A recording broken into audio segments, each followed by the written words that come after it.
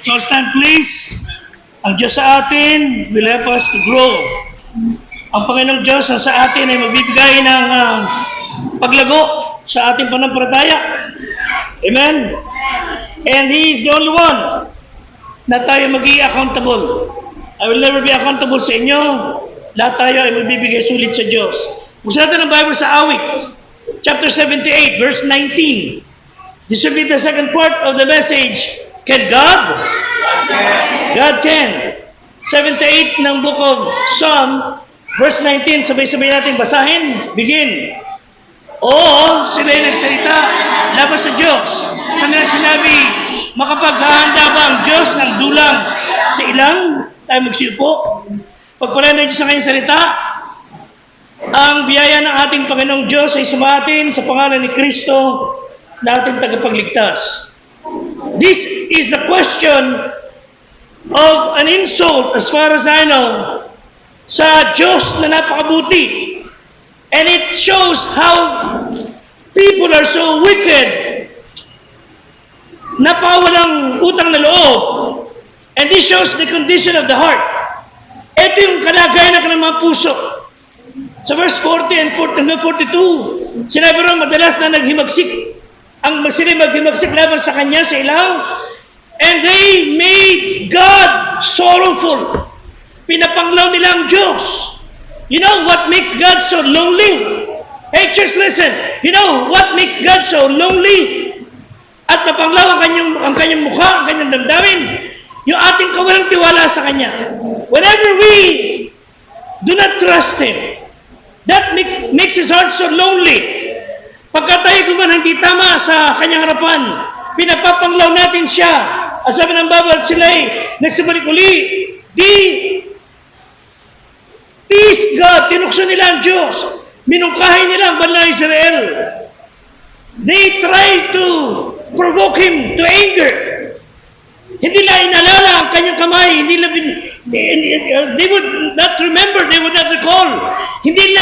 iniintindi kung gaano ang Diyos ay napakabuti.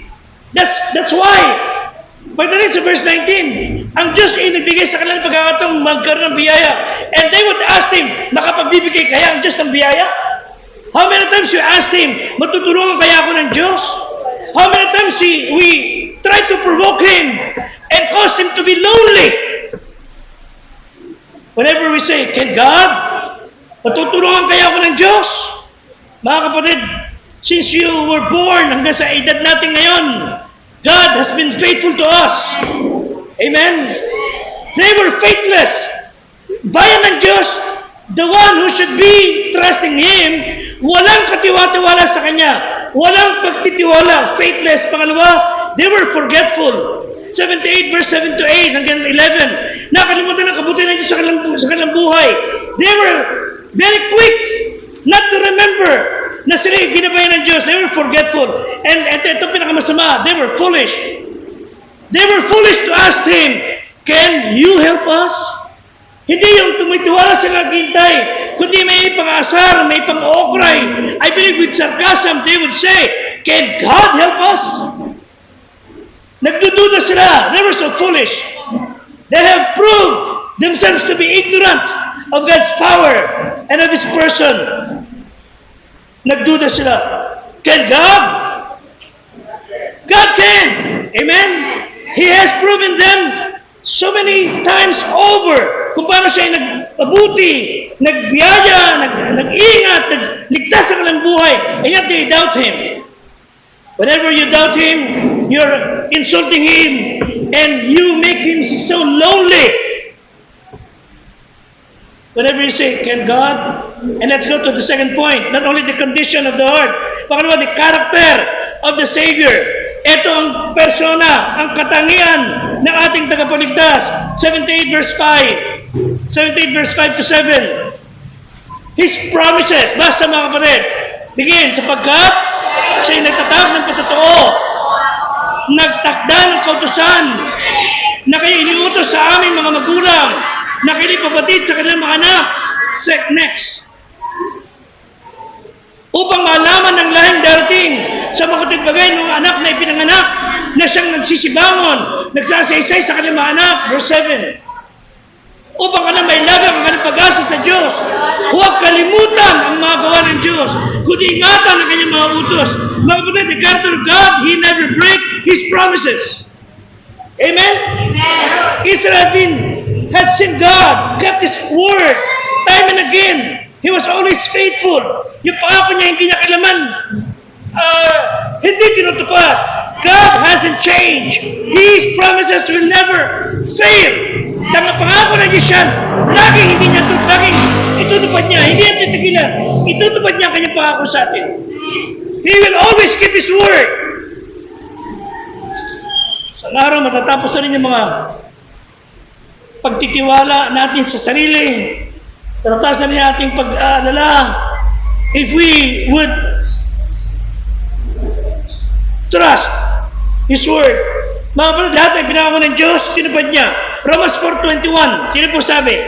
Romans 4:21, and being fully persuaded that what He had promised, He was able to perform.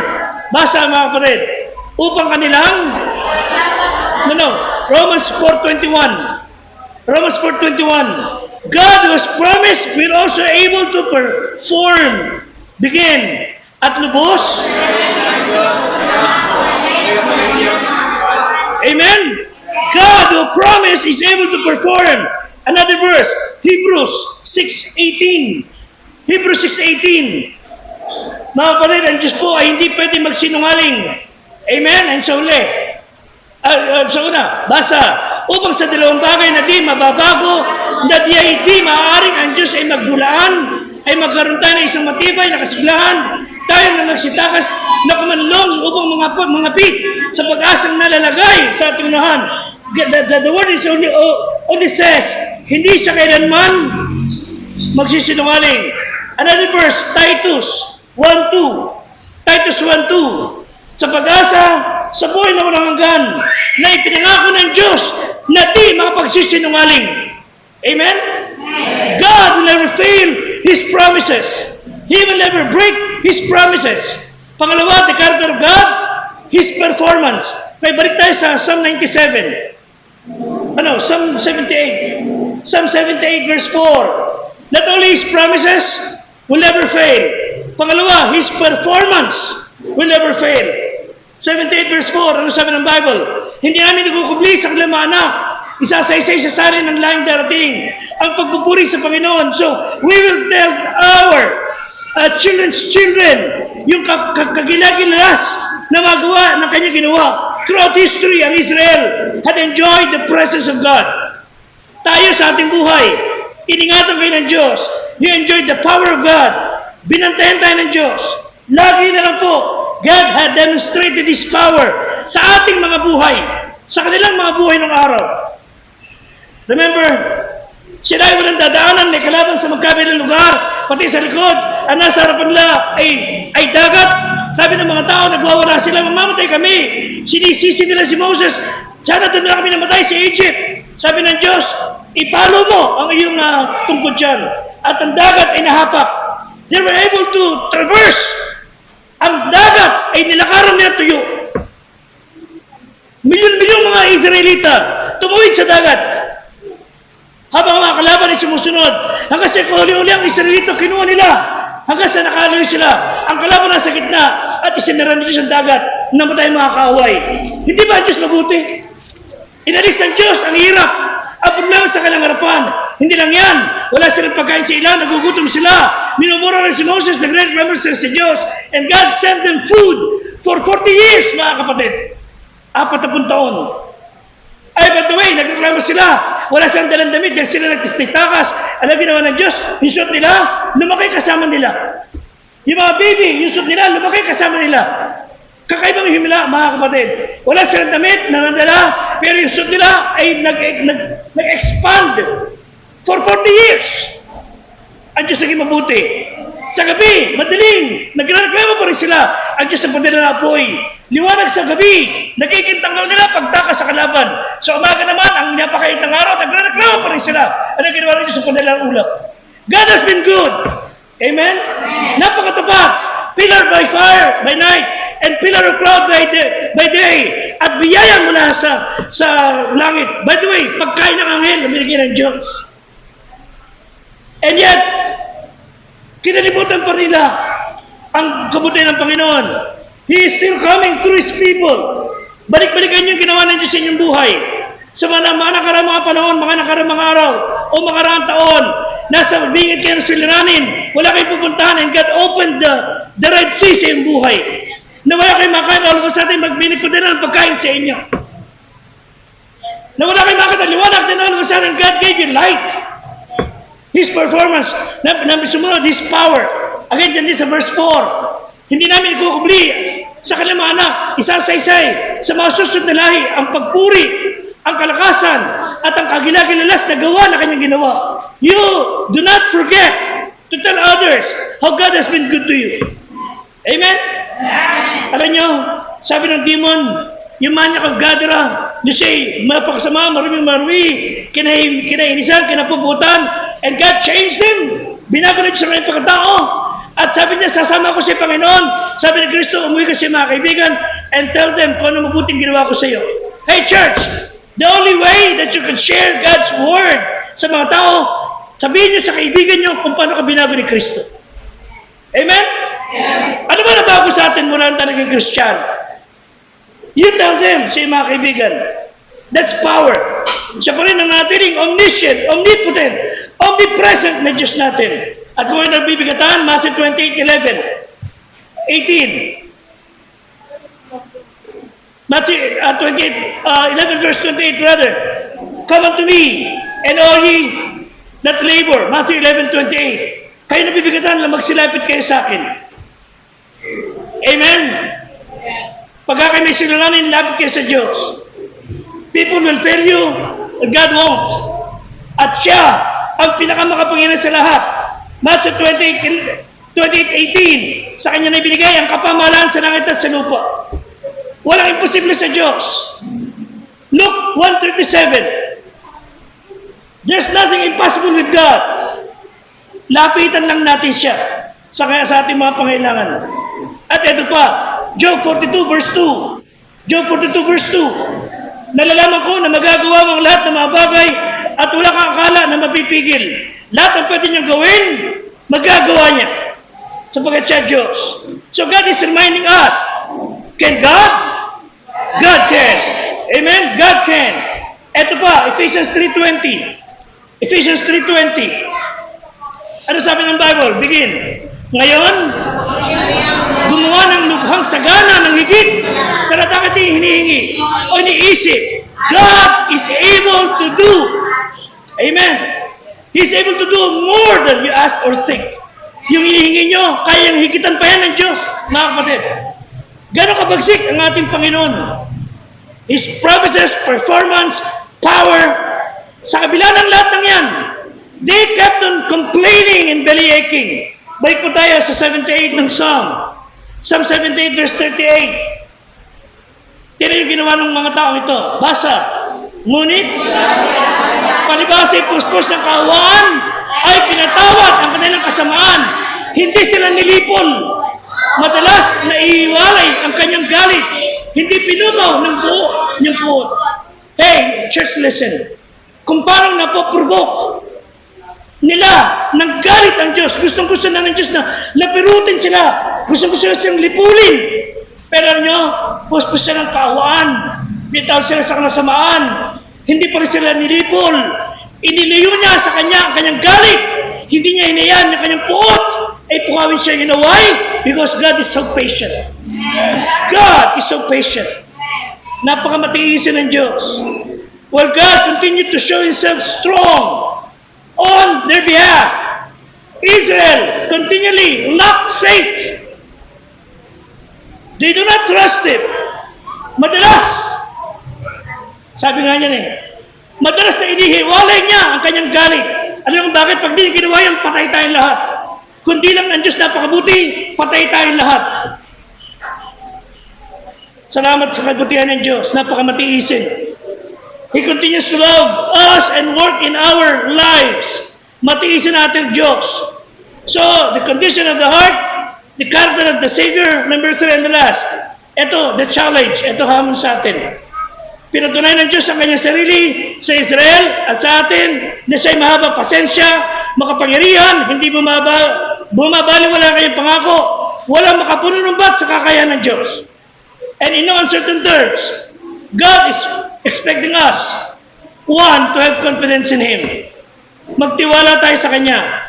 Matthew 11:22, simply sinasabi sa atin ng Diyos. No, Mark 11:22. Mark 11:22. Simple sabi niya sa atin. Ano basa?